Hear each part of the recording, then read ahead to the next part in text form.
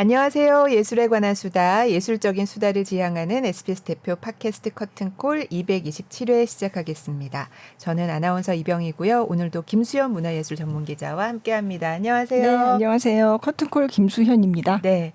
오늘은 네. 이렇게 수트를 싹 빼고 오신 분 거의 처음인 것 같은데. 맞아요. 그죠? 네. 네.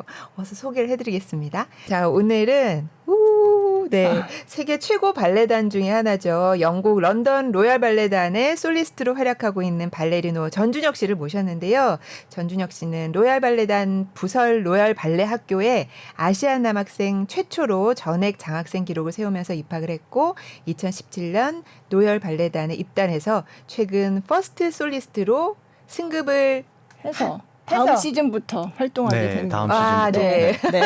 어렵다. 네. 네. 네. 아무튼 전준혁 씨 네. 모셨습니다. 와. 반갑습니다. 안녕하세요. 로얄 발레단에서 솔리스트로 활약하고 있는 전준혁입니다. 오는 9월에 승급을 퍼스트 솔리스트로 하게 되고요. 네, 입단한 지는 이제 다시 들어가면 8년째가 되네요. 네. 쑥스러워하시네요. 네. 아니 수트를 너무 멋지게 입고 맞아요. 오셔가지고 네. 어머 감동받았어요. 네. 저 이런 게 또 처음이어가지고. 네. 뭐 긴장하지 않으셔도 됩니다. 네네. 네. 그냥 재미있는 얘기를 그냥 해주시면 되고요. 네. 일단 영국 로열 발레단 뭐 많이 들어보긴 했는데 네네. 뭐 굉장히 좋은 발레단들 중에 하나인데 좀 소개를 해주세요. 어떤 소개? 단체인지. 뭐 일단 영국을 가장 대표하는 발레단이라고 할 수 있고요. 니네 드발로아라는 이제 창립자분께서 네. 1936년도에 아마 창립을 한 걸로 알고 있는데 네. 그때 당시에는 로얄 발레가 아니었고 네. 세들러스 웰이라는 극장에서 활동을 했기 때문에 네. 세들러스 웰 발레단으로 활동을 하다가 1950년대에 이제 왕실에서 로얄 칭호를 받으면서 공식적으로 로얄 발레단이 되었죠. 네. 그 뒤로 쭉 뭐 차이점이 있다면 저희 발레단 다른 고유의 발레단들하고 다른 발레단하고 차이점이라고 하면 저희 발레단 고유의 레파토리들을 많이 창작을 한 게 있겠고요. 뭐 대표적으로 로미오와 줄리엣, 마농, 마이얼링, 뭐 케네디 맥밀런 안무자가 한 그쵸. 굉장히 많이 알려진 작품들이 있고 네. 애쉬튼이 안무한 뭐 이번에 제가 출연했던 랩소디라는 작품이 있고 전막 발레로는 고집쟁이 딸이 가장 유명할 거예요. 그리고 신데렐라 이렇게 대표작들이 있고요. 클래식 발레도 많이 하는 발레단이긴 해요. 그렇죠. 케네스 맥밀런의 로미오 줄리엣은 뭐 한국에서도 했었고 애쉬튼의 고집쟁이 딸도 국립발레단에서 한 번씩 걸로 해요. 알고 있어요. 그래서 로얄 발레단 레퍼토리가 사실 한국에서도 발레 팬들한테는 좀 친숙한 작품들이 많고요. 그렇죠. 네. 근데 들어가신 지 꽤 됐네요. 네, 꽤 됐죠. 네.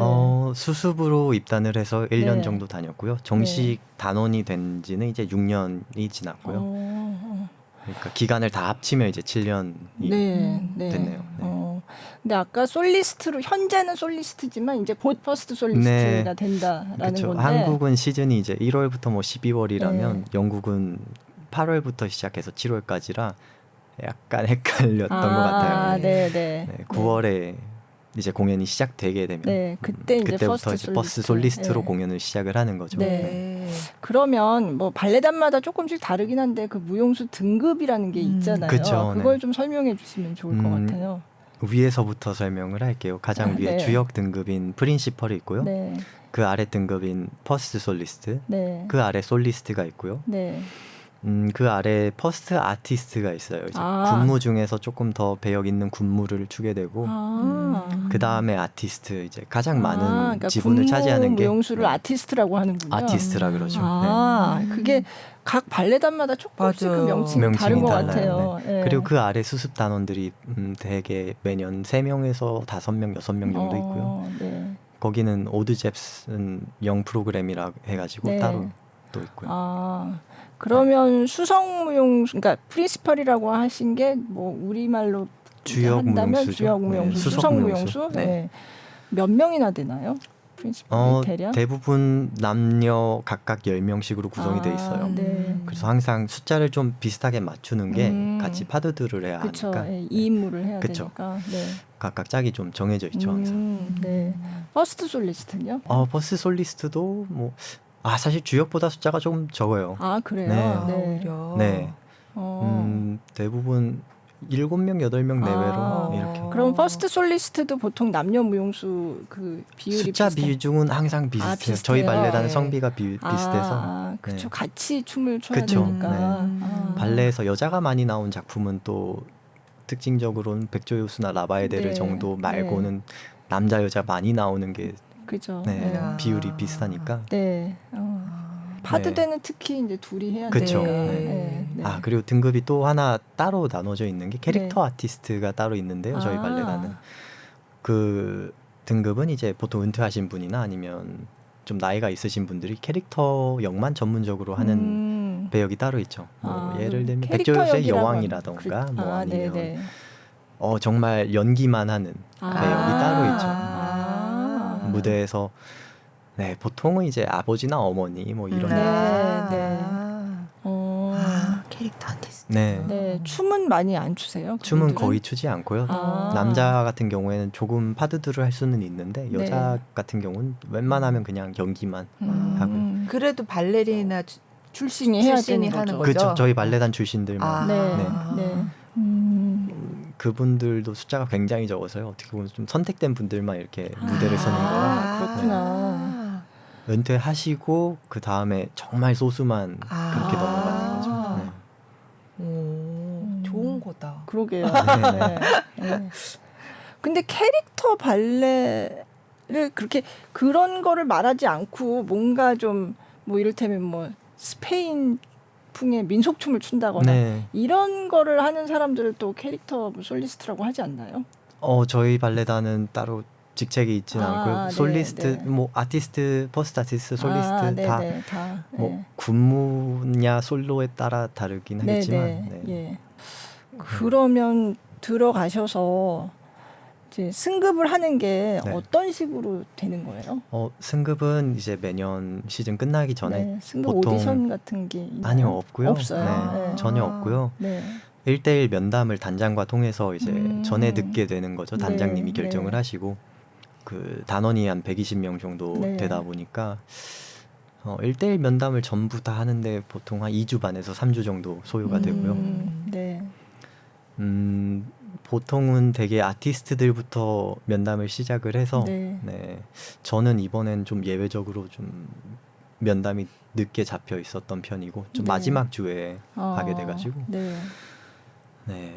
1대1 면담으로 보통은 15분 내외로 면담을 합니다. 면담하면서 무용수는 그 이번 시즌에 불편했던 점이나 뭐 자기가 더 발전하고 싶었던 부분 아니면 자기 생각에 뭐 좋았던 부분들을 얘기를 하게 되고 단장님은 피드백을 해주시거나 아니면 이 무용수를 위해서 뭐 성장해줬으면 하는 방향을 제시를 해주는 거죠.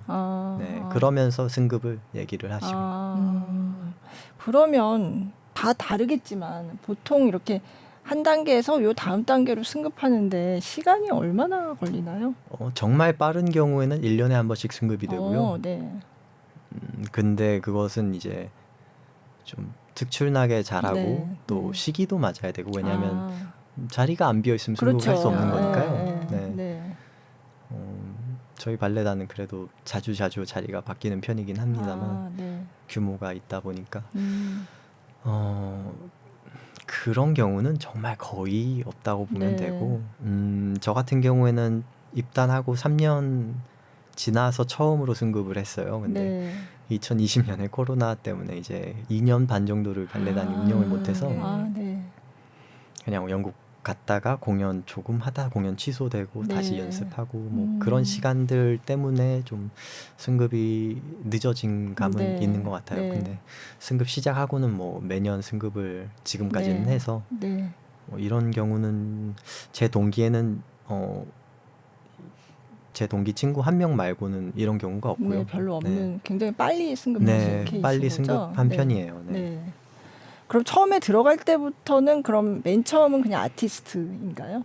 아니요. 아니면 견습단원. 지금은 수습으로 무조건 1년을 해야 돼요. 수습 끝내고. 코로나 때는 수습 기간이 2년이었어요. 그땐 다른 발레단으로도 이동을 못하는 상황이어서 좀 발레단 측에서 예외를 두고 좀 어떻게 보면 배려를 해준 거죠. 다른 데 가기 힘들어서. 그렇구나. 네. 수습 끝나면 아티스트로 이제 그쵸. 시작을 하는 아티스트로 거예요. 이제 시작하죠. 네. 수습 끝나고 아유 얘는 안 되겠다 이러고 내보내는 경우도 있어요. 그쵸. 1년에 두세 명은 수습이니까. 수습해서 네. 나가죠. 그러니까. 수습을 뭐 6명이 들어왔다 하면 다 되는 게 아니고요. 네. 보통은 2명 정도는 잘린다고 봐야 맞을 것 같아요.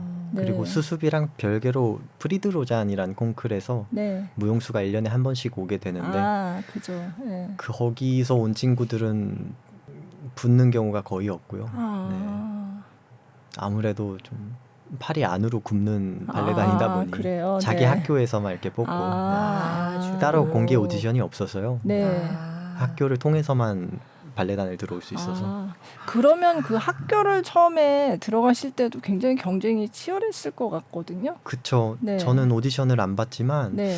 뭐 오디션 기간을 제가 뭐 오래 다니다 보니 네. 본 건데 오디션 기간이 보통 한 달 내외로 소요가 돼요. 그래서 1차, 2차, 3차 하고 마지막 네. 오디션이 또 한 번 4차까지 있고요. 네.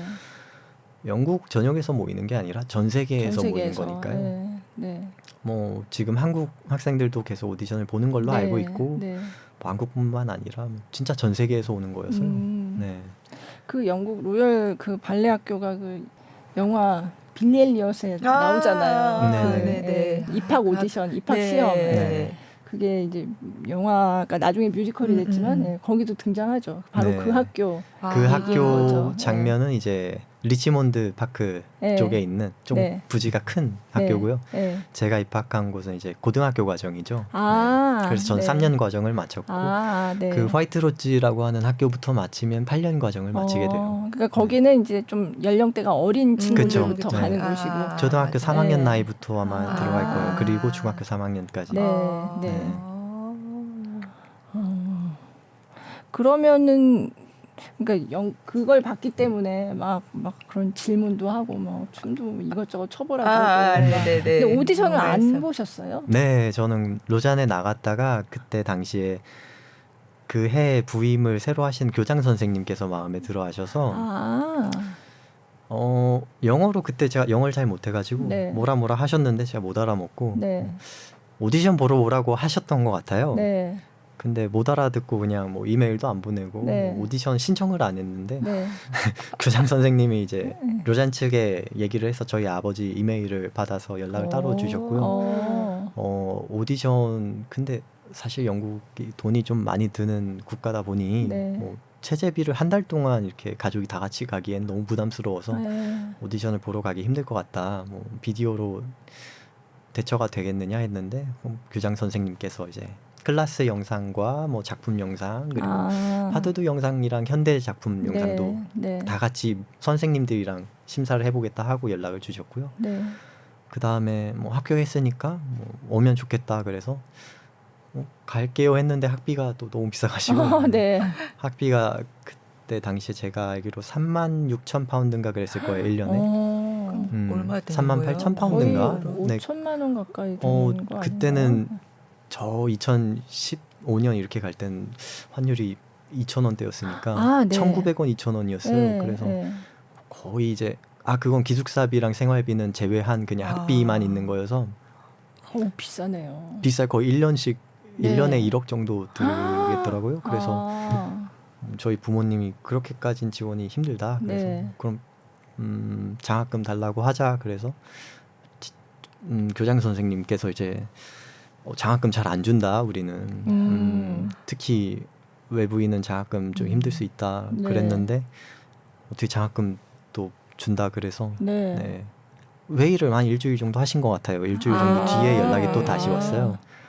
그래서 후원해줄 사람도 찾았고 너가 학교 오면 좋겠다 그래서 우리 방청객처럼 약속이나 하듯이.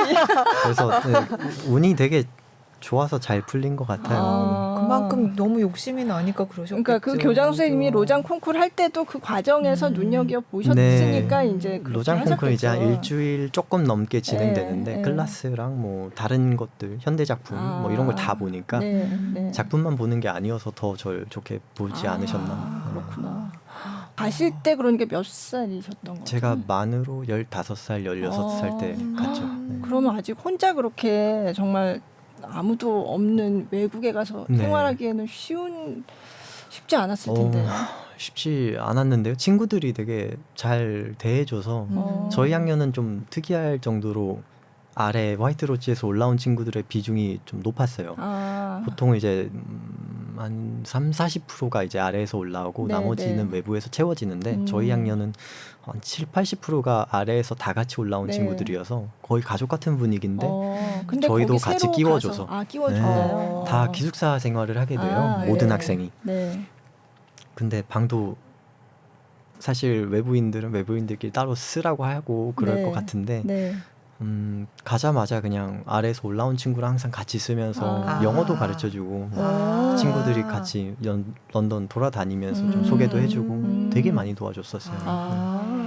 네. 적응 잘 하라고 일부러 그렇게 아니요, 해주시는 그냥 거예요, 학교에서? 아니요. 그 학생이 그냥 저를 선택했다고 제 친구가 그래요? 네, 지금 친한 친구인데 되게 그러면 오픈 마인드였던 것 같아요, 네. 친구들이. 네. 그럼 그렇게 같이 배운 동기 중에 현재 로열 발레단에서 활동하는 사람들이 많은가요?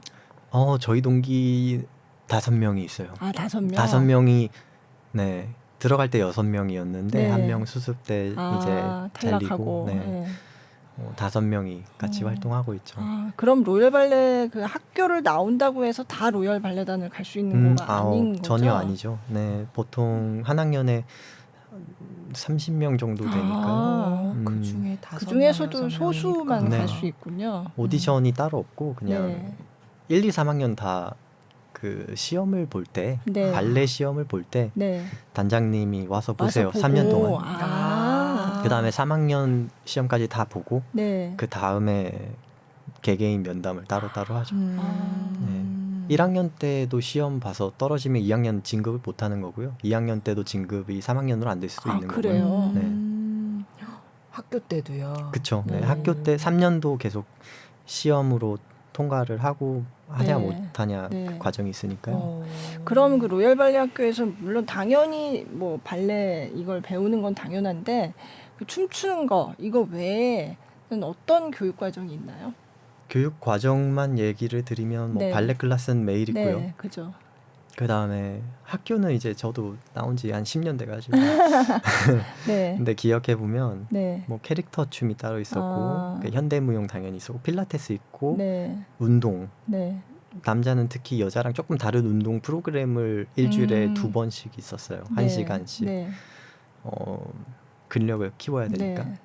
그리고 솔로 작품 클래스가 있었고 단체 군무 작품 클래스가 네. 있었고 네. 파드도 수업 있고요. 네. 그리고 연기 수업도 따로 있고요. 연기 수업 따로 네. 있고. 그럼 무용 수업 말고 뭐 공부하는 뭐 이런 국어, 그러니까 그렇죠. 영어를 뭐 한다든지 학과 공부. 네, 학과 공부. 학과 공부는 영국 친구들은 선택을 할 수 있는데요. 네. 저 같은 외국에서 온 사람들은 무조건 영어를 해야 영어를 됐어요. 그죠. 그러니까 영어도 이제 2개로 나뉘는 게 고전 영어를 선택을 해서 영국 친구들은 뭐 셰익스피어 시대 영어를 공부를 하고 네.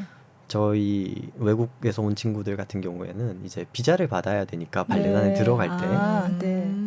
물론 그 시험 통과 안 해도 비자 나오긴 하더라고요. 근데 영어 시험을 네, 영어 시험을 통과해야 되니까 네. 시험을 2학년 때까지 영어 수업을 계속 하게 되고요. 일주일에 3번 정도. 네. 그 다음에 대학교에 진학하기 위해서 하는 학과가 따로 있었어요. 비텍이라고. 네. 공연 전반에 대한 이해와 이제 지식을 쌓는 네. 과목이 따로 네. 있었는데 네. 에세이를 뭐 꽤 많이 써야 됐던 걸로 기억을 하고 예를 들면 이런 거예요. 너가 공연장을 운영하는 사람의 입장으로서 네. 공연 티켓은 얼마로 책정을 할 것이며 음료나 간식 뭐 수익이라는 게 사실 한 절반 네네. 정도는 그런 데서 나온다고 네. 하더라고요. 티켓보다. 그럼 예산은 어떻게 짤 것인가, 뭐 운영을 어떻게 할 것인가, 뭐 이런 굉장히 거를 구체적인 그 네. 문제를 제시하네요. 네, 그런 것도 그걸 통과 안 하면 이제 졸업장이 안 나와요. 네. 그래서 리포트랑 다 작성을 했어야 됐고 네. 꽤 재밌었어요. 그냥 예술 작품에 대한 세세한 분석 같은 것도 개개인의 분석을 통해서 네. 어떻게 생각하는가 물어보는 것도 있었고요. 네. 네. 그러니까 굉장히 다양한 공부를 하신 네. 거네요. 네. 문학 이런 것도 있어요. 작품들이 사실은 다 어떤 고전 관련이 되는 문학에서 거니까. 출발했으니까 그 비택에 포함이 돼 있었어요. 아. 이 작품은 어디서 출발했고 그럼 아. 여기서 출발했을 때 무대 세트는 왜 이 모양으로 나왔을까? 그럼 의상은 굉장히 왜 이런- 종합적으로 그쵸. 배우는 거네요. 종합적으로 그냥 무대 예술이라는 것 자체를 네, 네. 평가하고 뭐 그랬던 것 같아요. 그렇게 배우고 로열 발레단에서 그러니까 계속 무슨 관문을 통과해야지만 로열 발레단에 들어갈 수 있는 그쵸. 거네요. 저도 네. 이제 지금이야 좀 마음이 편한데 승급하고 나서 네. 이번 시즌 끝내기 전까지 마음이 계속 좀 부담감도 있고 증명해야 된다는 네. 불안함이랑 뭐 압력 같은 게 있었죠. 제가 잘하고 있다고 생각을 스스로 하고 있지만 네. 그래도 항상 최선의 모습을 보여줘야만 한다는 그런 마음이 있었죠. 네. 이제 좀 그럼- 마음이 좀 놓여요. 네. 그럼 솔리스트로는 얼마나 활동하신 거예요? 1년 했죠. 1년. 네. 그럼 딱 그냥 1년 만에 하신 거네요. 네. 네. 승급 시작하고 나서는 계속 1년마다 승급을 했으니까요. 네. 그러니까 코로나가 없었다면 좀 더 빠를 수도 있었을 그랬을 텐데. 것 같아요. 네. 네. 그렇구나. 그럼 돌아보면 이때 정말 힘들었다. 뭐 앞으로 가실 길이 멀지만 네네. 어쨌든 지금까지 해온 걸 돌아보면 이땐 좀 슬럼프였나 뭐 이럴 때가 있었나요? 네. 슬럼프는 없었던 네. 것 같고 뭐 항상 모르겠어요. 항상 슬럼프였었나 싶기도 하고 항상 뭐 더 나아지려고 노력을 네. 했었기 때문에 네. 모르겠어요. 슬럼프로 낭비할 시간이 없었던 것 같아요. 그런 걸 걱정하면서 네. 낭비할 시간이 없었다. 네네. 슬럼프여서 뭐 이 동작이 왜 안 되지 이런 생각보다 안 되면 그냥 될 때까지 하면 된다고 생각을 했어서 네. 뭐 실제로 그렇기도 했고요. 네. 그 정신적으로 힘들 때는 꽤 많았는데 네. 슬럼프여서 뭐 네네. 주저앉아서 이렇게 연습을 못 하게 되고 그랬던 경험은 전혀 없는 것 같아요. 정신적으로 힘들 때는 그럼 어떻게 좀 그거를 이겨내셨어요? 못 이겨내고요. 네. 이번 시즌은 좀 굉장히 힘들었는데 네. 뭐 솔리스트 승급하고 이제 네. 발레단에서도 저를 굉장히 응원을 하지만 네. 어쨌든 다른 사람들보다 배역도 좀 잘 받고 이러다 보니 네. 약간 혼자 그렇게 생각하는 걸 수도 있는데 주변에서 제가 왜 이런 배역을 받았을까? 잘하나 볼까? 이렇게 생각을 할 수 있다고 생각을 해서 다들 더 주목하게 되니까 조금 주목을 네. 받았다고 생각을 해요. 네. 저를 응원해주는 친구들도 너무 많고 근데 지금 와서 생각해보면 다들 그냥 너무 기쁘게 축하해주고 응원해준 것 같은데 그냥 저 혼자 스스로 좀 네네. 정신적으로 몰려있다 보니까 네. 몸이 아픈데도 계속 춤을 춰야 되는 부분이라든지 제가 좋아하지 않는 작품인데 행복하게 춤을 춰야 되는 부분이라든지 제가 생일이 2월 21일인데요. 네. 그날을 정말 힘들었어요. 이제 생일이라 어머니랑 통화를 하는데 그날 네. 리허설이 5개 정도 있었고 공연 5작품 리허설이라고요? 그쵸, 하루에? 네, 배역이 작품은 3개였던 걸로 기억해요. 네, 근데 네. 배역이 5개였으니까 네. 그날 하는 공연은 이제 리허설에 포함이 안 돼 있고요. 네. 작품이 시작되면 다른 작품 리허설을 하니까 9시 반에 시작했던 걸로 기억을 해요. 그래서 9시 반에 시작해서 클래스 하고 리허설 계속 하다 점심시간이 없었어요, 그날. 네. 그 주에 점심시간이 없었어요. 그래서 점심도 그냥 대충 이렇게 쑤셔 넣는다는 네, 네. 말이 네. 맞죠. 시간이 없으니까. 쑤셔 넣고 이제 15분 휴식 시간에 잠깐 어머니랑 한 5분 정도 전화를 하는데 허리는 너무 아프고 막 발목도 아프고 그리고 오늘 쳐야 되는 공연은 너무 하기가 싫고 정말 진절이 져지더라고요. 그날 일어나기가 싫었어요. 근데 공연해야 되고 뭐 저를 대신할 사람 한 명도 없었고 현대 작품인데 한 20분 정도 이제 20분 동안 숨 고를 틈이 없어요. 계속 숨이 차 있어야 하는 걸 이미 알고 있고 공연 그때 한 3번째인가 4번째여서 네. 전화를 했는데 이제 부모님한테는 얘기를 드릴 수가 없죠. 그죠. 제가 울 수도 없고 그래서 이제 전화를 끊고 복도에서 그냥 눈물이 너무 나가지고 막 울었어요. 제가 발레단에서 운 게 그게 처음인데 7년 다니면서 그때 처음으로 울었어요. 발레단에서 생일날 네.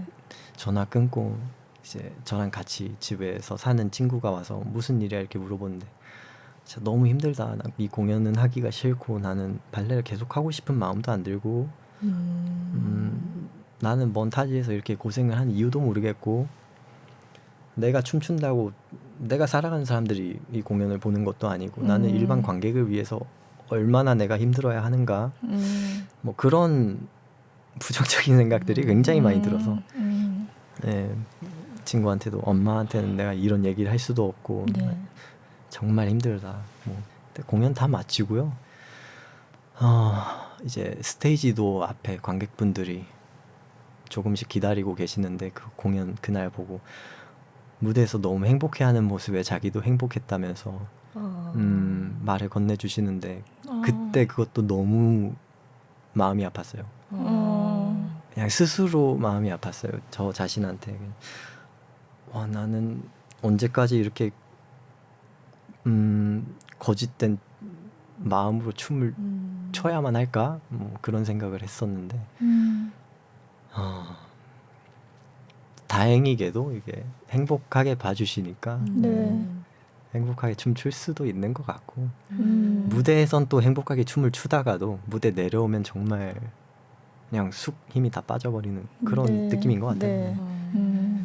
그때가 진짜 저는 발레 하면서 제일 힘들었던 것 같아요. 듣고 있으니까 내가 막 너무 그러니까 눈가가 좀 네, 약간 근데 그걸 어떻게 그냥 시간이 해결 네, 건가요? 이번 시즌에는 뭐 거의 집에 제가 출퇴근이 5분 정도 돼요. 걸어서 네. 힘드니까 근처에 잡아서 사는데 이번 시즌에는 집에 갈 때 안 온 날이 더 적지 않을까. 네, 그냥 조금씩 눈물 흘리면서 집에 가서 자고 다시 출근하고. 네. 제가 내 사랑 내 곁에를 정말 좋아하는데요. 네. 네. 그 노래를 들으면서 그 노래 좀 부르면서 가고. 부르면서. 네, 제가 퇴근길에만 울자 그래서 짧아서 다행히 네. 울고 또 가서 밥 해먹고. 네. 네. 지금은 좀 나아지신 거죠? 네, 지금은 네. 뭐 좋아요. 네. 그때 또 배역도 막 좋게 나오지 않아서 더 힘들었던 것 같아요 스스로. 네. 뭐였는데요? 무슨 배역이었는데요? 그 현대 새로 안무하는 작품이어서 아프리카 전통 춤에서 영감을 받은 춤이어서 굉장히 빠른 리듬과 뭐 행복한 에너지가 주 안무 포인트였어요. 옷도 거의 이제 벗고 나오고요. 네, 그래가지고 정말 행복하게 그냥 춤만 추는 그런 춤이었는데 근데 저는 너무 불행해가지고 어떡해. 네. 진짜. 근데 그래도 그걸 그렇게 추시는 걸 보고 관객들은 행복한 에너지를 받는 거니까. 네, 그러게요. 그래서 진짜 다행이다. 네. 그랬었죠. 네. 그럼 제대로 잘 추신 거네. 네. 제가 책임감은 좀 있는 편인 것 같아요. 그러니까요. 그래서 티켓을 얼마를 내고 왔는데 그걸 보여주면 안 되죠. 프로니까.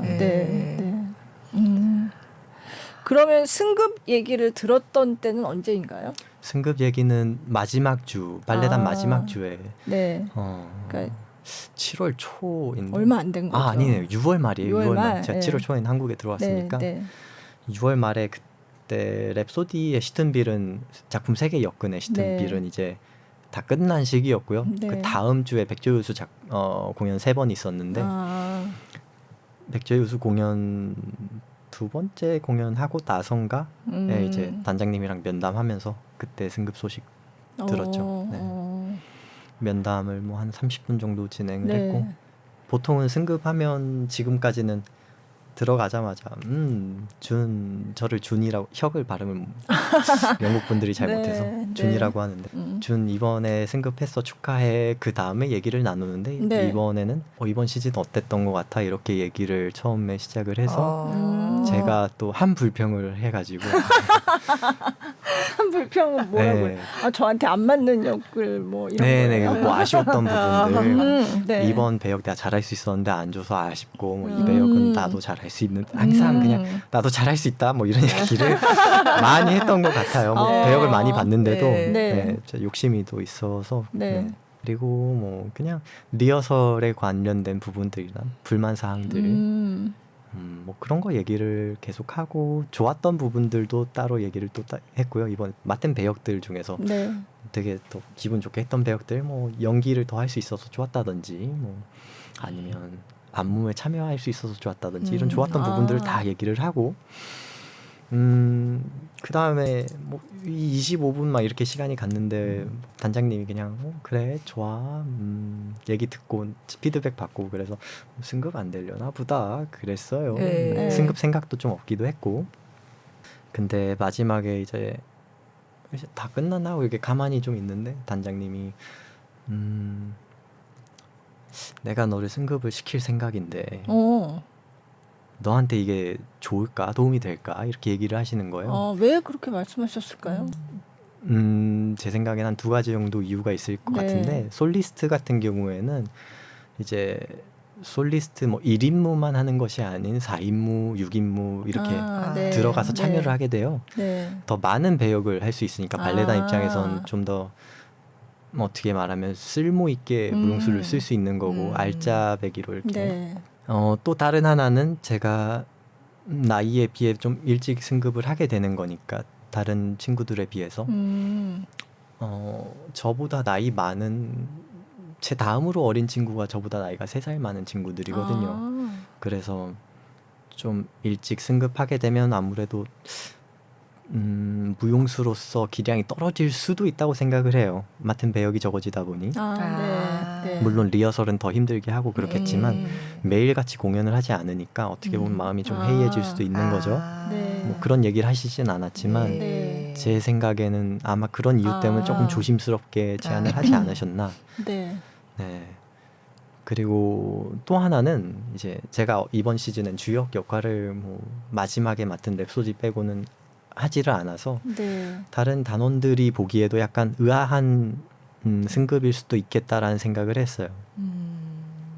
그래서 좀 조심스럽지 않았나. 네. 그래서 그렇게 물어보시길래 전 바로 그냥 네, 뭐 경제적으로도 훨씬 도움이 되죠 이렇게 얘기를 했는데 네, 연봉이 이제 좀 많이 올라가니까 네. 뭐 이런 말하기 그렇지만 뭐 돈 받고 하는 일이니까요. 네. 또 중요하죠. 예, 예. 네. 그게 좀 어떻게 보면 원동력이 될 때도 있고. 네. 네. 네.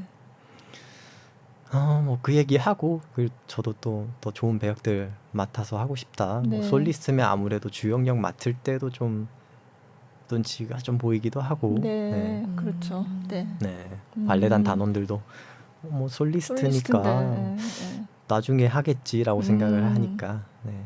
더 좋은 배역을 맡아서 더 몸 관리를 잘해서 좋은 공연을 하고 싶다는 생각이 네. 더 많이 들어서 네. 그렇게 얘기했더니 그래 그렇게 생각한다면 좋다 승급을 하자. 좀 그렇죠. 미리 말씀해 주시지. 그러게요. 그 30분 그렇게 하고서 왜 끝에 얘기해? 뭐. 고민을 굉장히 하셨던 것 같아요. 아. 승급할 생각이 없으셨던 것 같아요 원래는. 아 그래요? 네, 제가 근데 랩소디를 좀 정말 잘해서 정말 성공적으로 끝내서 네. 리뷰 같은 것도 다른 분들이 한 거에 비해서 굉장히 많이 나오고 네. 평이 네. 굉장히 좋았고요. 네. 단장님이나 뭐 발레단에 있는 발레 마스터 분들도 더 호평을 해주셔서 네. 네. 이게 주는 꼭 승급시키자. 네, 발레 마스터 저 랩소디 같이 하셨던 분은 넌 올해 승급을 해야 한다 이렇게 얘기를 하셨었죠. 그래서 그냥 안 될 거예요. 그랬긴 했는데 어떻게 돼서. 그때 어떠셨어요? 기분이 전혀 예상도 안 하고 그냥 안 될 거라고 생각하셨다고 했잖아요. 안 될 거라고 생각을 했는데 네. 그래도 또 한편으로는 그 랩소디 끝나고는 나 승급할 것 같은데라고 생각을 했어요. 네. 그걸 워낙 잘 하셔서 정말 너무 제가 생각해도 너무 잘해서. 그래요? 네. 그래서 그 다음 그 작품 끝나고는 어쩌면 승급을 할 수도 있지 않을까. 뭐 관객 반응도 그랬고 단장님 반응도 너무 좋았어서. 그렇구나. 역시 네. 역시 승급이. 네. 네. 감사하죠. 그냥 솔직히 승급 안 해도 되는데 네. 승급을 어떻게 보면 결정을 해서 주신 거니까. 네. 그럼 승급 소식은 그럼 어떻게 알리나요? 그 발레단 내에서? 발레단 내에서는 그냥 친구들끼리 단장 네. 면담 끝나면 끝나고 이제, 그냥 물어 이렇게 네, 나 요번에 얘기를 하고요. 네. 시켜준대 뭐 이러고. 네. 네. 네. 그리고 공식적으로는 공식 홈페이지에 공지가 뜨게 되고요. 아. 네, 저는 이번에는 단장님이 조금 막 너무 승급했다고 얘기를 안 했으면 좋겠어. 그래서 친구들한테도 한 이틀 정도 얘기를 못 하고 있다가 네. 네. 친구들이 야, 승급했는데 왜 얘기를 안 했어? 이렇게 해가지고 단장님이 너무 초고속 승급이라고 생각하셨나? 왜 그러지? 조금 조심스러웠던 네. 것 같아요. 그래서 저도 친구들한테 굳이 안 물어보니까 보통 네, 그렇죠. 면담 어땠어? 이렇게 네, 물어보니까 네. 좋았어. 그냥 그렇게 얘기를 하겠고 네. 또 거짓말하는 건 정말 싫어해가지고 좋았던 어떻게 건 보니까 맞죠. 네. 그러니까 그쵸. 면담은 네. 좋았다. 네. 거짓말한 건 아니죠. 네. 네. 그렇구나. 네. 그러면 이제 다음 시즌부터 이제 퍼스트 솔리스트로 네, 활동하게 되시는데 그럼 뭐 앞으로 벌써 뭐 배역이 다 나오고 아니요. 아직은 아니에요. 네. 가면 이제 알게 되나요? 네, 그렇죠. 발레단 시스템이 어떻게 되냐면 네. 공연하기 보통 5주에서 6주 전에 캐스팅이 새로 붙게 되고요. 네. 그래서 지금 캐스팅 나온 건 사실 이상한 나라의 앨리스밖에 없고 근데 네. 그것도 제가 승급하기 전에 나온 캐스팅이라 네. 어떻게 좀 바뀔 것 같기도 하고요. 네. 그때 확인을. 네. 그러면 좋아하는 작품 아까 별로 좋아하지 않는 데서 네. 하니까 힘들었다 하셨는데 정말 이 작품은 하고 싶다. 내가 좋아한다. 그런 배역은 어떤 게 있어요? 네, 뭐 클래식 작품 중에선 전 네. 지제를 정말 해보고 싶고요. 네. 알브레이트 역을. 네. 그리고 드라마 발레는 케네디 맥밀런 안무의 마이얼링 중에서 그 오스트리아 황태자 이야기인데요. 네. 그 남자 주역 배역을 꼭 해보고 싶다. 네, 그런 생각이 있어요. 마이얼링은 한국에서는 아직 안 했던 것 해본 같아요. 적이 없죠. 네. 보고 싶은데. 네. 네, 정말 힘든 어려운 고난이도의 네. 작품이라 네. 조금 힘들지 않을까 아직. 네.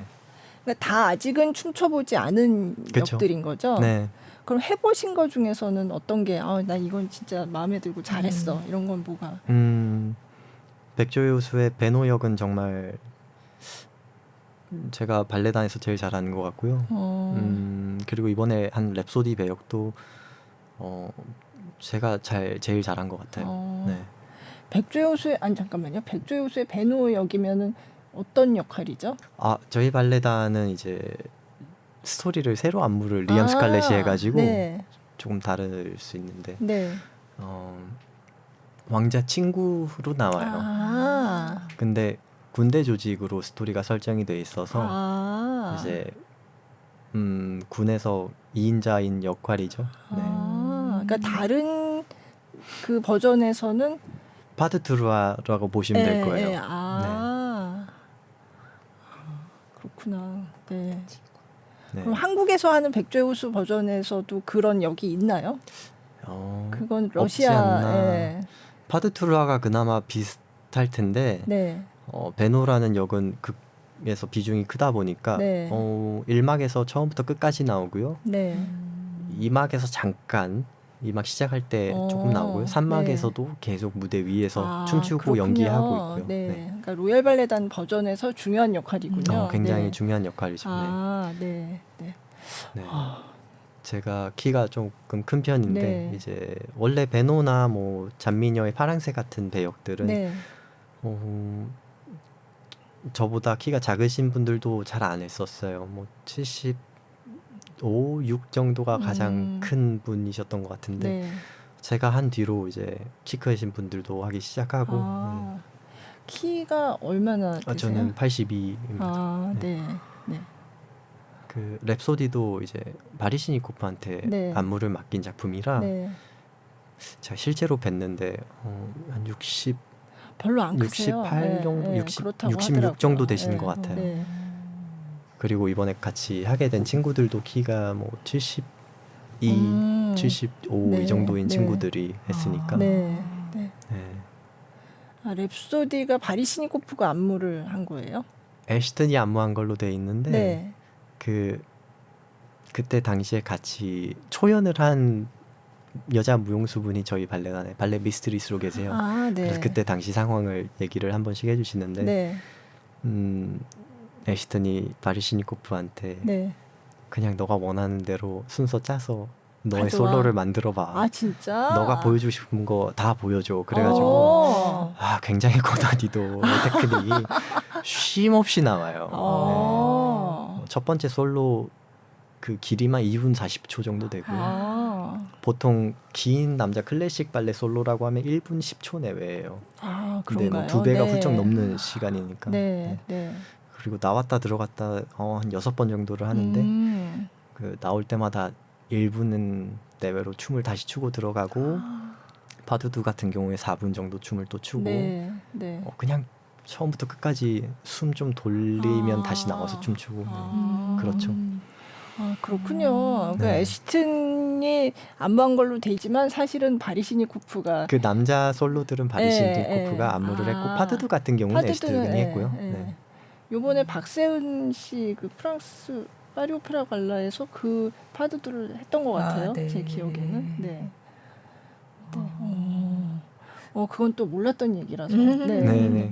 바리시니코프 그때- 얼마나 자기 잘하는 거 보여주려고 그- 온갖 거를 다 동원해서 네. 짰겠어요. 네. 제일 잘하는 동작들만 이렇게 짜놔가지고. 네. 네. 저는 근데 지금 이제 세대가 바뀌다 보니 키가 커졌는데 무용수들이 네.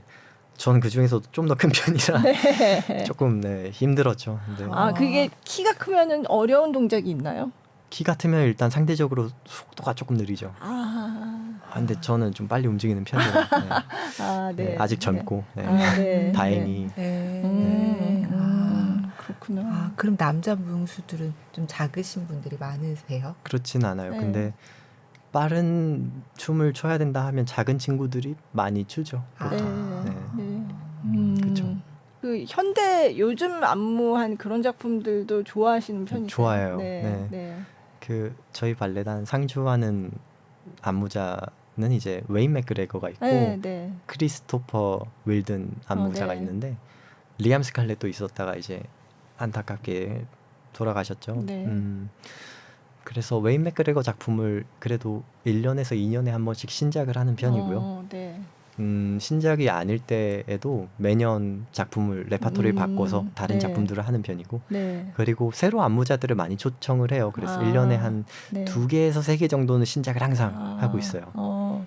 그럼 그렇게 와서 안무하는 것 중에 어떤 안무가가 좋던가요? 저는 크리스탈 파이트가 제일 좋았어요. 크리스탈 파이트요? 네. 정말 모든 과정이 행복했어요. 저 그거 봤는데 크리스탈 파이트가 했던 이름이 생각이 안 나요.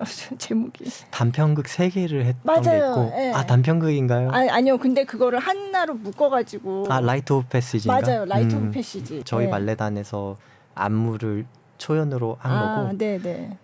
그 작품을 사실 그 작품 연장 작품이에요. 네, 그 전에 일막, 원래 네. 하나 있던 거에다가 더 40분짜리 붙였다고 들었어요. 그 플라이트 패턴이라는 네, 작품에 2막, 3막을 추가한 작품인데 네. 제가 그걸 같이 했죠. 1, 2, 3막을. 네. 그거 참여하면서 그냥 춤추는 거 자체가 행복하다. 네. 클래식 발레에서 느끼지 못하는 그냥 몸의 유기적인 움직임이라던가 뭐 힘의 흐름 같은 것들 그런 게 너무 아름답게 잘 짜여져 있어서 그냥 한 가지 되게 좀 슬펐던 거는 무대에 매일 이렇게 공연을 해야 되다 보니 관객석에서 보질 못해서 저도 이게 관객석에서 어떻게 한번 보이는지. 춤추는 사람들은 그렇죠. 저도 관객석에서 꼭 한번 보고 싶었는데 네. 그게 제일 안타깝지 춤출 때는 너무 행복했어요. 그렇군요.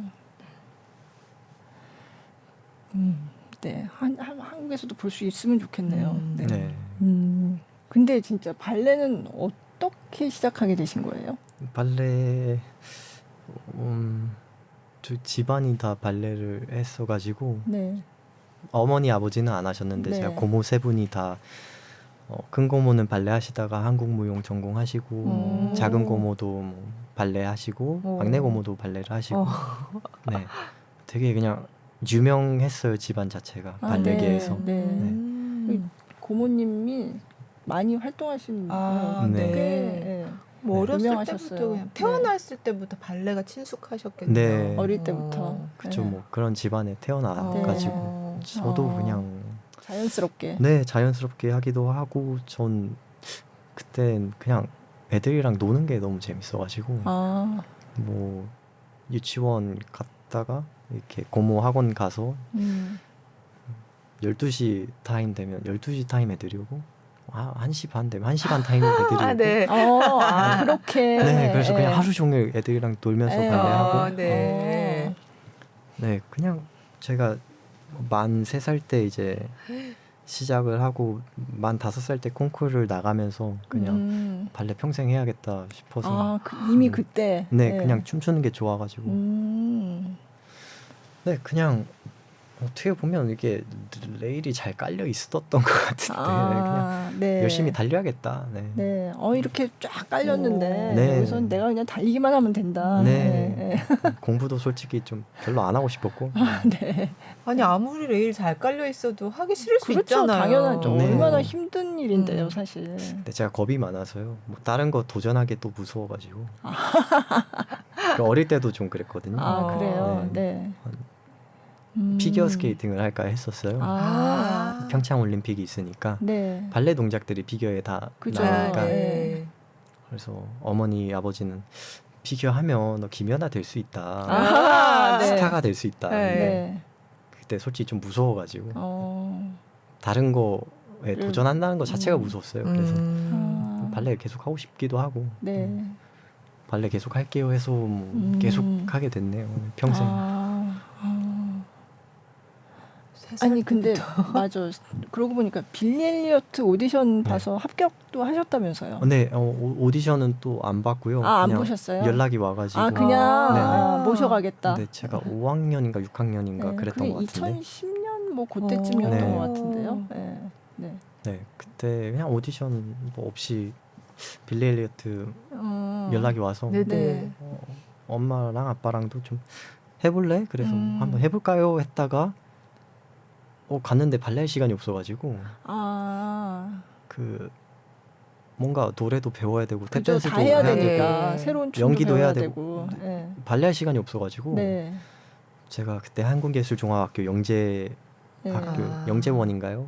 거기 다닐 때인데 거기 가서 발레를 하려니까 힘든 거예요. 뭐 힘이 다 빠져서 발레하기도 힘들고 그래서 난 발레 해야 되는데 뭐 이런 걸 해야 되나? 그래서 그냥 안 하겠다고 하고. 그러면 연습 조금 하다가 중간에 안 하겠다고 하신 거예요? 하다가 뭐 저랑 안 맞는 것 같아서 저는 발레 해야 되는데. 본인이 그렇게 생각했어요. 5학년 때. 네. 오. 뭐 다른 거 하기가 싫어가지고. 노래하고 이런 거 별로 안 좋아하세요? 성대가 이게 좀 잘못하고 난 것 같아요. 말할 때는 괜찮은데 저 한번 예전에 뭐 인스타그램 라이브 이런 걸로 노래 혼자 좀 부르고 그랬는데 팬분들께서 팬분인데도 역시 인생은 공평하다. 노래는 당분간 안 하시는 걸로. 준영님 춤춰 주셔서 감사해요. 그래가지고 춤만 열심히 추자. 인스타그램 라이브도 하세요? 한동안 한 번씩 했었어요. 정말 가끔. 근데 올해는 좀 할 시간도 없어가지고. 네. 그렇구나. 그럼 라이브 하면 노래하는 거 말고는 뭐 그냥 뭐 사는 얘기 뭐 이런 거 하세요? 네, 가끔씩은 그냥 제가 취미로 클래식 기타를 치는데 클래식 기타 이렇게 그냥 칠 때도 있었고 볶음밥 하는 거 그냥 볶음밥. 굉장히 다양하네. 제가 밥을 볶음밥만 먹다 보니까 그 점심 시간도 막 좀 짧고 없을 때도 많고 이래서 일요일에 볶음밥 뭐 한 15인분, 20인분 이렇게 해서 얼려놓고 점심 저녁 일주일 동안 볶음밥만 먹고. 그러면 발레단에서 식사 시간에 집에 가서 아니요. 그건 아니고요. 볶음밥을 가져가죠. 볶음밥을 가져가서 전자레인지 데워서 먹고. 그렇구나. 근데 제가 식탐이 없어가지고 네. 한 달 동안 볶음밥만 먹어도 괜찮아서. 다른 요리는 안 하시고요. 볶음밥이 제일 영양학적으로 괜찮은 것 같아서. 네. 네. 그렇죠. 제가 그리고 또 소금을 좀 멀리 해요. 소금 많이 먹고 다음 날 몸이 좀 부은 것 같고 막 이래가지고. 그 음식도 중요하죠. 그래서 혼자 하면 간을 따로 할 수 있으니까 볶음밥에 뭐 소금이랑 고기도 좀 안 넣는 편이고요. 고기도 넣으면 몸이 좀 붓고 이래가지고. 똑같은데 제가 느끼기에 그 동작을 할 때 좀 힘들어요. 그 차이를 날렵한 느끼시는군요. 느낌이지 않나요? 그래서 고기도 뭐 일주일에서 2주일에 한 번 정도 먹는 편이고. 또 힘을 써야 되는데 이렇게 고기도 안 드시고. 네, 근데 그래도 단백질이랑 괜찮아요? 이런 거는 뭐 계란 같은 걸로. 네. 그렇구나. 네. 근데 먹는 거 좋아하시면 발레하기 되게 힘들겠어요. 아니에요. 아니에요? 다들 잘 먹어요. 그래요? 그 우리나라는 좀 많이 말라야 무용을 하는데 영국 같은 경우엔 학교에서도 너무 마르면 학교를 못 나오게 해요. 그 의사랑 상담을 하고 살이 너무 갑자기 빠지거나 뭐 표준 몸무게 도달하지 못하면 2주, 3주 그냥 살이 가서. 다시 찔 때 동안 학교 수업을 못 들어요. 그래요? 네. 그래서 건강을 가장 먼저 생각하다 보니까 또 남자 무용수들은 사실 살 찌는 게 더 힘들어요. 저희 발레단은 좀 너무 바쁘기도 하고 운동을 계속 하는데도 이제 항상 체형이 유지가 되지 좀 커지지는 않는 것 같아요. 여자들도 살찔 시간이 없군요. 또 여자들은 너무 또 말라 있으면 아예 체력이 안 돼서 매일매일 공연을 못 하니까 그 공연도 좀 적은 주는 일주일에 2번에서 3번이고 많은 주는 일주일에 11번도 하니까 진짜 많이 하네요. 그래서 뭐 살이 조금 있어야 그걸 버틸 수 있는 것 같아요. 그러니까 정기 공연만 연 몇 회 정도예요? 150회 정도 하는. 뭐 작품 수도 굉장히 많을 거고. 그쵸. 올해는 작품 11개를 했고요. 11개인데 이제 트리플 빌 같은 경우가 뭐 한 4개 정도 있었으니까 작품 수만 따지면 뭐 한 20개 정도 되지 않았을까요? 새로운 작품 들어오면 또 그 새로 익힐 시간도 또 더 많이 필요하고. 그냥 계속 정신없이 돌아가겠네요. 항상 시간에 쫓겨 있어서 사실 휴가가 일주일 정도 휴가를 받으면 뭘 해야 될지 모르겠어가지고 시간이 너무 많아서 다들 3일만 남아도 해외를 갔다 오는 사람들이라. 저희는 토요일을 1년에 8번 쉬어요. 법적으로 8번 쉬게 돼 있어서 그 외에는 보통 공연이 2번씩 있고요. 토요일에. 그래서 일주일에 하루를 쉬죠. 보통 일요일 하루. 근데 저는 그때 또 볶음밥을 해야 되니까 좀 바쁘고. 일요일은 볶음밥 하는 날. 일주일치를 다 만들어야 되니까. 안 그러면 뭐 밥할 시간이 없어가지고. 그죠. 그러면 다른 한국인 무용수가 좀 있나요? 저 2년 후배인 김보민이 있고요. 퍼스트 아티스트로 지금 활동하고 있고 4년 후배인 박한나라는 친구가 아티스트로 활동하고 있고요. 저희 셋 다 어떻게 선화 출신이에요. 보민이란 친구는 캐나다에 유학을 중학교 다니다 갔고 한나는 로얄 발레 스쿨로 이제 고등학교 과정으로 오게 됐고요. 예전에 왜 그분 아직도 있나? 최유희 씨. 아직도 계시죠. 네네. 이제 곧 은퇴를 하시려고 생각을 하고 계신 것 같아요. 국적은 이제 일본인가요? 국적이 제가 알기로는 한국일 거예요. 한국이에요. 제일 동포신데 그때 국적을 아마 2018년도인가 한국 국적으로 취득하셨을 거예요. 그렇구나. 근데 어쨌든 로얄 발레단에 최근에 이렇게 한국 분들이 예전보다 늘었어요. 조금씩 생기고 있어요. 근데 그 아까 드라마 발레, 클래식 발레 뭐 이런 얘기 했잖아요. 어느 쪽을 더 좋아하세요? 둘 다 좋긴 둘 다, 한데, 네. 둘 다 네. 굉장히 좋아하는데 네. 그냥 사람마다 성향이 또 네. 달라서 저는 둘 다 좋아요. 네. 둘 다 거의 동급으로 좋아하는 것 같고 네. 드라마 발레는 좀 더 무용수로서 더 연기자의 면모를 보여줄 수 있는 것 같아서 네. 어느 정도 실력 이상이면 이제 테크닉에 대한 고민은 없죠. 무대에서 테크닉 실수가 나올까 이런 고민은 이제 안 하게 되는 네. 순간이 오고 그럼 내가 더 자유롭게 나를 표현할 수 있는 게 더 감사히 느껴질 때가 오는데 네. 클래식 발레에서는 아무래도 나를 드러내는 게 조금은 더 제한적이니까 연기를 해서 관객이랑 더 소통하고 나를 드러내는 거에서는 드라마 발레가 더 재밌는 것 같고요. 클래식 발레는 뭔가 극한으로 나를 수련을 시켜서 완벽함에 가까운 모습을 보여주는 과정이 네. 참 재밌는 것 같고요. 무대에서도 그렇고. 네. 그러니까 참 극한의 그 수련이 필요한 예술인 것 같아요. 네. 클래식 발레가 특히 심하죠. 드라마 발레는 어떻게 보면 약간 애들이 또 들어갈 수 있고 무대 위에서 그 발레단의 성향에 따라서 주역의 마임이 조금씩 바뀔 수도 있는 거고요. 네. 큰 틀은 비슷하지만 네. 그래서 같은 캐릭터여도 다른 주역이 하면 다 다른 예를 들어 이제 아까 얘기한 마열링의 루돌프 역을 한다 네. 그러면 주역마다 다른 루돌프가 나오는 거죠. 혹시 그러면 로얄 발레가 한국에서 별로 공연한 적은 오래전에 있었던 네. 걸로 생각. 그때 마농하고 신데렐라를 제가 봤어요. 네. 오래전인데. 신데렐라로 왔다고 들었어요. 네, 네. 근데 그 이후로는 제가 본 기억이 없거든요. 네. 언제 뭐 그쵸. 계획돼 있는 거는 혹시 없을까요? 전막은 계획이 지금 된 게 없고요. 네. 그 내년 여름에 갈라로 오게 돼 있는데 네. 아직 갈라 작품들이 정해지진 않았고 네. 단장님은 단편극을 하나 가지고 오고 싶어 하세요. 뭐 네. 맥밀런 작품이 될지 애시턴이 될지는 모르겠어요. 근데 사실 네. 그 두 안무가를 빼놓고는 저희 그쵸. 발레단을 로얄 얘기하기가 발레단 힘든 얘기하기 거니까 어렵죠. 네. 갈라라고 해서 뭐 그냥 항상 하는 클래식 작품을 하면 좀 저희 발레단만의 특색이 없다고 생각을 해요.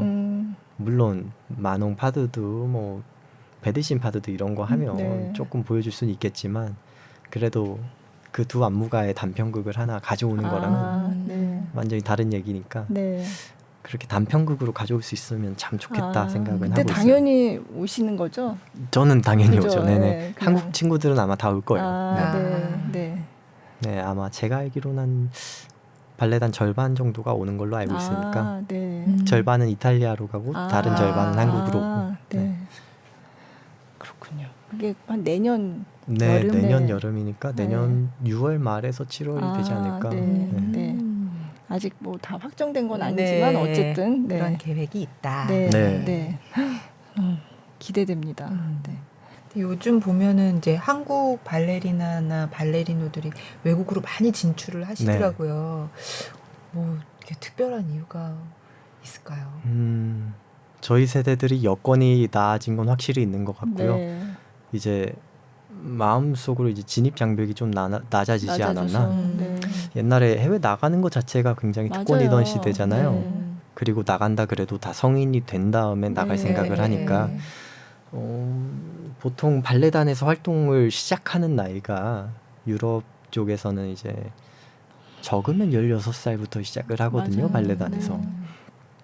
근데 한국에서 대학교를 다 마치고 나가면 네. 만으로 23세 남자의 네. 경우에 군대 면제를 받았을 경우에 이제 23세 정도 될 텐데 사실 23세면 발레단에서 활동을 한 4년 정도 한 중견 무용수라고 봐야 돼요. 그죠. 이제 신입은 아닌 거죠. 네. 그리고 실력이 비슷하다고 하면 아무래도 나이 어린 사람을 뽑고 싶어 하겠죠. 더 오래 네. 무용을 시킬 수 있으니까. 그죠. 그 이유가 있었던 것 같고 지금 현재 세대들부터는 어릴 때 발레 학교로 나가는 경우가 많다 보니까 그 현지 발레 학교에서 무용을 배워서 현지의 발레단으로 가는 네. 경우가 많아진 것 같아요. 네. 그래서 진출이 늘지 않았나. 뭐 옛날에도 이제 나가신 분들은 또 계시죠. 뭐 김동걸 교수님 같은 분. 그때도 저는 그때 선배님들이 더 대단하다고 생각하는 게 지금처럼 좀 쉽게 나갈 수 있고 쉽게 결정할 수 있는 시기가 아니었다고 생각을 해요. 근데 정말 자기 꿈을 쫓아서 열정을 쫓아서 나간 거다 보니까 그때가 더 대단한 게 아닌가. 나가신 분들은 저는 뭐 지금 얘기를 나눴지만 그냥 운이 되게 좋았고요. 네. 열심히 하긴 했는데 운도 너무 잘 따라줬던 것 같아요. 그냥 감사히 나가게 됐죠. 네. 네. 근데 뭐 운이 좋다고 해도 만약에 운이 좋아서 기회가 온다고 해도 네. 그거를 잡을 수 있어야 되잖아요. 네, 그렇죠. 네. 네, 기회가 온 것 자체가 큰 행운이니까. 그죠, 그러니까. 네, 저는 그렇게 생각해요. 네. 뭐 기회 왔을 땐 당연히 잡아야 되는 네, 거고 잡을 준비가 당연히 돼 있어야 되는 그 준비가 거고. 돼 있어야 되는 거죠. 네. 준비 안 돼 있는데 기회가 안 올 수도 있지만 준비가 돼 있는데 기회를 안 잡는 친구들도 있고 준비가 안 된 친구도 있고 근데 뭔가 정말 원하면 준비는 당연히 돼 있어야 되지 않나. 그래서 네. 기회가 오는 게 그냥 운이니까 운이 좋았죠, 제 생각에. 최근에 하신 다른 인터뷰 보니까 그 예술가에 대한 대우나 존경심이 굉장히 좀 남다른 것 같다. 네. 해외에서 활동하면서 보니까 어떤 점에서 그렇게 느끼셨어요? 유럽에서 공항에서 입국할 때 발레를 한다 그러면 대우가 달라요. 아, 그래요? 네. 발레를 하냐고 되게 특별하게 생각을 해줘요. 로얄 발레 다닌다 그러면 더 특별하게 생각을 해요. 일반인도. 네. 당연히 예술하는 친구들은 로얄 발레에서 왔다. 제 친구가 독일에 있어서 놀러 갔다 왔는데 그 친구는 플루트 하는 친구예요. 그래서 오케스트라 공연이 있어서 그날 공연 보고 친구들이랑 얘기를 하는데 너 발레를 해? 그럼 뭐 독일에서? 그러니까 아니 영국에서. 어디서? 로얄에서 해. 그럼 로얄에 갔어? 로얄에서 지금 춤을 춰? 네. 반응이 다 그래요. 유럽에 있다가 여기서 대화를 하면 약간 정말 이렇게까지 이렇게 다를 수가. 모를까? 뭔가 3대 발레단이라고 얘기하는데 사실 3대에 안 껴있는 발레단이 3대에 껴있기도 하고 막. 네. 3대 발레단 사실 그게 누가 만든 말인지도 모르겠고. 맞아요. 네. 네, 그렇죠. 아, 맞다. 로열이면 그러면 영국 왕실에서도 막 자주 보러 오고 그러나요? 저 입단하고 한 3번 정도 대한 오셨었어요. 네, 지금 왕이 되신 찰스 왕께서 황태자실 때 한 학교에도 왔었고요. 그래서 학교 제가 YGP에서 그랑프리를 탄 해에 학교에 방문을 하셨는데 그래서 그 앞에서 그 콩쿠르에서 쳤던 솔로를 다시 한번 추기도 하고 입단하고서 YGP가 그 저기 콩쿠르. 네, 맞아요. 미국에서 열리는 가장 큰 콩쿠르인데 전 세계에서 가장 큰 콩쿠르예요. 그렇구나. 그러면 이제 왕실의 식구들도 가까이에서 보고. 네, 한 번씩 신기하다. 오시면 이렇게 한 명씩 이게 약수를 하시고 그러고 가시죠. 그러면 발레 굉장히 바쁘시겠지만 근데 다른 공연 볼 시간이 없겠네요. 생각해 보니까. 네, 저는 오페라 보는 걸 좋아해서 그 저희 극장에서 발레 안 하는 날은 오페라를 해요. 그래서 네, 정말 정신적으로 힘들 때 오페라를 보면서 좀 위안을 얻기는 해요. 뭐 라보엠 같은 경우에는 뭐 매년 보고 있고요. 그다음에 이번에 리골레토란 작품 봤었는데 그거 보고 정말 너무 감동받아서 막 보다 울고 그랬죠. 그쵸. 같이 하니까 그러네요. 발레 없는 날은 오페라를 하네요. 생각해보니까. 무대가 쉬지 않아요. 그죠. 최근에 한국인 테너 백석종 씨가 거기서 주역으로 한국인 분들이 굉장히 많이 무대에 자주 서시죠? 오세요. 생각보다 주역으로 오신 분들도 꽤 있고 테너뿐만이 아니라 베이스 하시는 분들도 오시고 어떻게 보면 오페라 가수분들은 다 객원이시다 보니까 세계 최고의 분들이 오페라 가수마다 잘하는 배역이 따로따로 정해져 있어서 정말 최고의 오페라 가수들이 와서 공연해 주는 거 들을 수 있으니까 네. 너무 감사하고 행복하고 그래요. 네. 그렇죠. 볶음밥을 계속 만드셔야 되겠어요. 네. 한국에서 이제 좀 어머니가 대신 해주시면. 네. 앞으로 어떤 발레리노가 되는 게 앞으로의 꿈이신지. 사실 목표를 가지고 발레를 한 인생이 아니었어가지고 그냥 발레가 좋아서. 네. 춤추면 행복하고 좋은 배역들도 하고 싶고 관객분들이 내 춤 보고 조금 행복했으면 좋겠다. 그냥 발레 학교 1학년 때 그 1학년 선생님께서 너네는 책임감을 가지고 춤을 진심을 다해 춰야 돼. 그래서 왜 그러냐면 공연 보러 오는 사람들이 돈 많은 사람들도 있지만 하루 종일 마트에서 계산하고 공사하고 큰맘 먹고 오시는 분들도 꽤 있어. 너는 그분들한테 행복함을 주는 사람이 돼야 돼.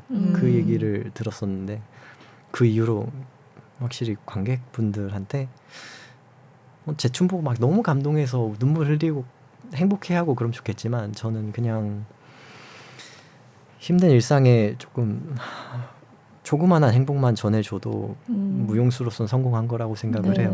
그래서 그냥 내 춤을 보러 온 관객분들은 조금이나마 행복해지는 감정을 받으면 성공한 무용수라고 생각을 해서 특별한 목표는 없고요. 그냥 행복을 주는 사람이면 좋겠다. 아까 안무에 참여하셨다는 얘기도 잠깐 하셨던 것 같은데 안무에도 좀 생각이 있으세요? 전혀 없고요. 그래요?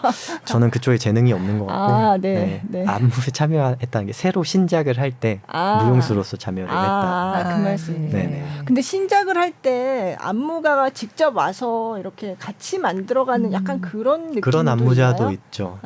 저는 그런 안무자를 굉장히 싫어하고요. 그냥 잘해서 주지.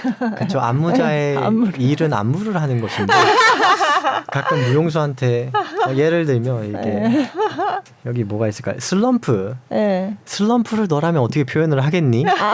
그러면 그것은 너의 일인데 무용수한테 이걸 떠넘기지? 조금 도와줄 수는 있어요. 동작들 몇 개를 던져주고 이 중에서 너한테 가장 맞는 건 뭐야? 그럼 나한테 가장 맞는 걸 제가 선택할 수는 있죠. 근데 제가 슬럼프에 대해서 안무를 하는 것은 다른 이야기죠. 근데 그런 안무가들이 10에 8, 9이고 크리스탈 파이트처럼 정확하게 자기가 원하는 것을 다 춤으로 표현해주는 사람은 거의 없죠. 그래서 제가 정말 존경하는 안무자이기도 하고. 근데 그러면 크리스탈 파이트 같은 그런 안무가들 직접 춤을 춰서 보여주나요? 그거 어떻게 하나요? 안무할 때? 정확한 동작을 보여줄 수는 없겠죠. 아무래도. 그래도 가능하면 정확하게 보여주려고 하고 그 동작을 할 때 생각해야 되는 마음가짐이나 동작을 행할 때 써야 하는 근육들, 힘의 흐름 같은 거를 정말 자세하게 설명을 해줘요. 그래요? 같은 동작을 해도 제가 손을 뻗을 때 누군가를 부르면서 손을 뻗는다는 것과 손이 아파서 손을 뻗는 것과 손이 들고 싶어서 손을 뻗는 거랑 느낌이 다르단 말이죠.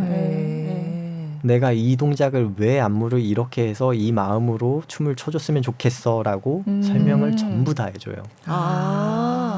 동작 하나하나 다. 그러니까 행복하죠.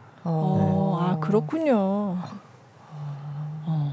아니 그래서 생각해 보니까 안무가가 생존해 있고 이렇게 계속 이렇게 대화를 나눌 수 있으면 굉장히 좋은데 사실은 이미 돌아가신 분들도 있고 안무할 때 그 사람이 직접 와보지 않는 경우도 있잖아요. 그렇죠.